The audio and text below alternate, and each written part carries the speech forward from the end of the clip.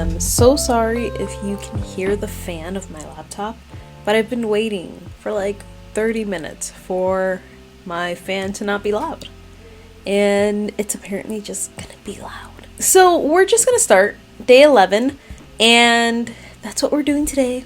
We're just chatting about day 11 and getting into that. So day 11, we're talking about the Messiah and how he was humbled. Not he was humbled to serve man, but he was humble. Did that make sense? Jesus didn't need to be humbled, but he was humble himself in order to serve us. So we have our scripture here. It's Psalm 8, 4 through 6, and then Hebrews 2, 5 through 18. I will read Psalm 8, 4 through 6. When I was looking at my commentaries, looking at different resources, they all just kept pointing. They kind of took this and applied it to in Genesis when God created man and said that we would have dominion, and kind of correlated to him making us. But then they all say to go back to Hebrews 2, 5, or Hebrews 4 through 6, or like that portion. So I have it in the readings for Hebrews 2, 5 through 18. And it says to read back in Hebrews, because in Hebrews, the author points Jesus as being this man that is made lower than the angels. And we will get into it. So let's read Psalm 8, verses 4 through 6, and then we can chat. My fan. Oh, it got quiet. It says, "What is man that you are mindful of him, and the son of man that you care for him? Yet you have made him a little lower than the heavenly beings, and crowned him with glory and honor. You have given him dominion over the works of your hands. You have put all things under his feet, all sheep and oxen, and also the beasts of the field, the birds of the heaven, and the fish of the sea, whatever passes along the paths of the sea." So a lot of these pointed back to creation, when God created us, and also they pointed out David's question. What is man that you're mindful of him? He wasn't questioning God. He was more in awe, like, why us? Why would you do this for us? He's not doubting God, but wondering why. And everything just kept pointing to going back to Hebrews.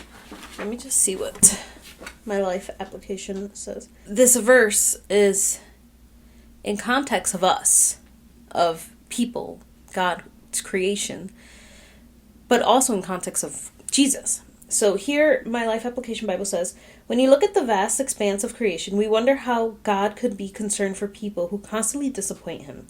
Yet God created us only a little lower than the angels.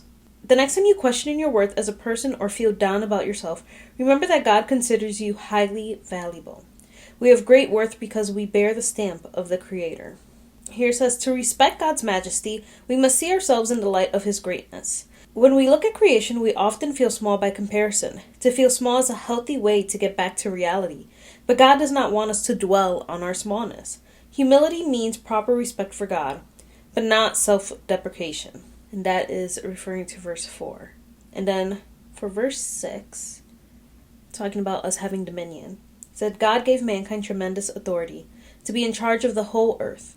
But with great authority comes great responsibility." So that's what my Life Application Bible had to say.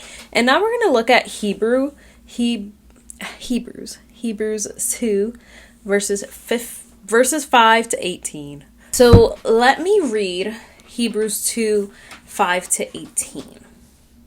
And it says, "For it was not to angels that God subjected the world to come, of which we are speaking. It has been testified somewhere," and this is where he quotes Psalm 4 through 6. "What is man that you are mindful of him, or the son of man that you care for him? You made him a little lower than the angels. You have crowned him with glory and honor, putting everything in subjection under his feet.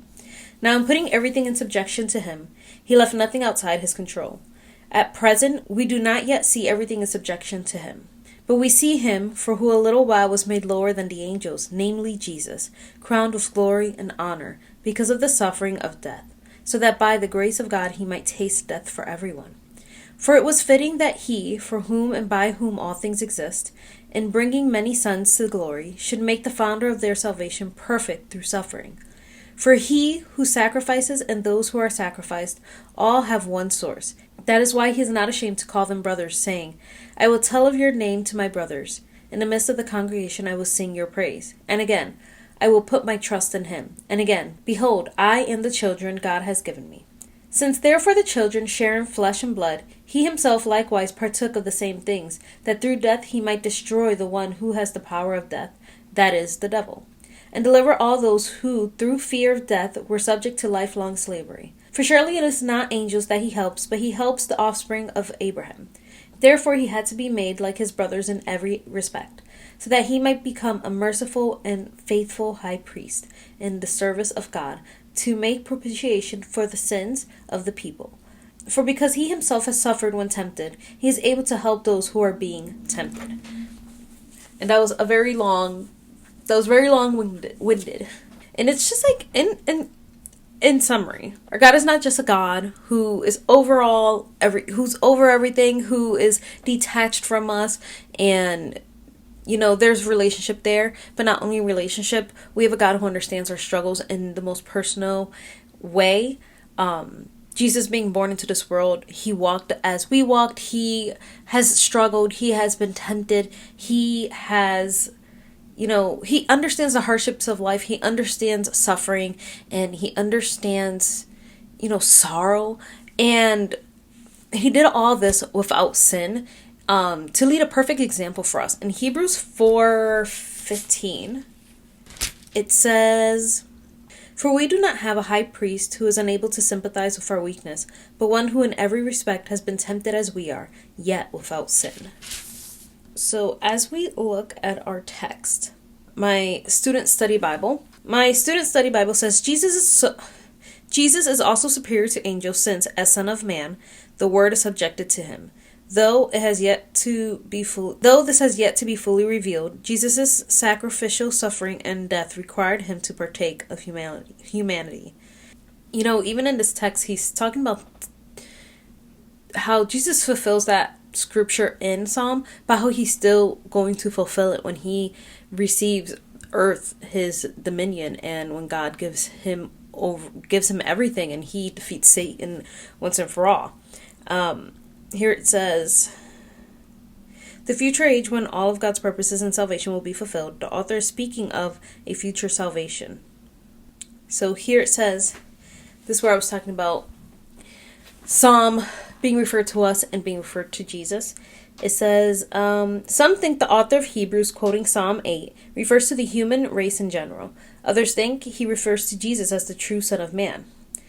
If this refers to mankind in general, then it means that believers during their earthly lives are slightly lower in status and authority than angels. If the writer refers to Jesus, it means that in his earthly suffering, Jesus' divine nature was temporarily obscured.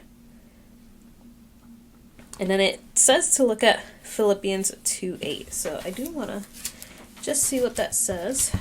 Philippians 2:6-8. So Philippians 2:6-8 says, I'm going to start at verse 4. Or verse 5. So we start at the beginning of the sentence. Have this mind among yourselves, which is yours in Christ Jesus, who though he is in the form of God, did not count equality with God a thing to be grasped, but emptied himself by taking the form of a servant, being born in the likeness of man, and being found in human form, he humbled himself by being obedient to the point of death, even death on the cross. Once again, just pointing to Jesus's humility, and was the true characterization of humility in all sense of the word. And we'll see a lot more as we keep reading just how Jesus humbled himself and just how humble he is. The humility of the Lord, it was such a huge part of his character here on earth and just who he is as our God. And we'll see that as we keep seeing everything, just even him coming to Mary and Joseph, to poor people, to poor lowly people, and he just came to them he could have came to a family that was rich, that was well known, that was well loved and well supported, that would have greeted him with open arms when he came out as Messiah, but he was just a man from Nazareth, a carpenter's son. And that's just another form of his humility, is just how he came. So as we're still reading in Hebrews, It says he was made lower than the angels for his sacrifice on the cross. He was perfected through that suffering, and he was obedient in that suffering for us. I want to see what my Moody has to say. Move my mic. Here it says, verses 6 through 8 quote Psalms 8, which identifies the divinely appointed ruler of the world. That ruler is man, whom God made for a little lower than the angels, yet crowned him and put all things in subjection under his foot. God appointed Adam and subsequent mankind to rule earth, but because of man's sin, creation revolted against its ruler. Currently, we do not see all things subjected, but Jesus, by the grace of God, did taste death for everyone. By doing so, he regained for man what man had lost by sin and death, namely the dominion of the world. As a result, Jesus is divinely crowned so that man may once again rule. That's what that had to say.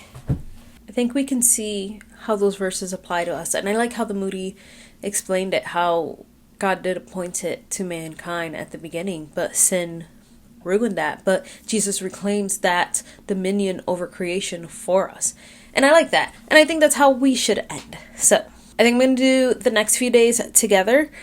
And I will see you guys then. Hope you guys are enjoying this. I'm enjoying getting through this. I'm tired though, but a good tired. Like, it's good. I feel like I'm going deeper into this, and I can see how I would want to reconfigure this in a couple of years. I feel like the more that I configure it, the more that I learn and the more I grow in God's word, the more I feel like I can eventually, not perfect, but make this reading plan the best that it could be and the easiest to read and understand and go through the story, but also understanding who God is and all that God did and Jesus and the prophecies and just all of it coming together beautifully. And I feel like the more that I learn, the better I can mesh that all together. So I hope you guys are enjoying this, and I will see you guys in my next one.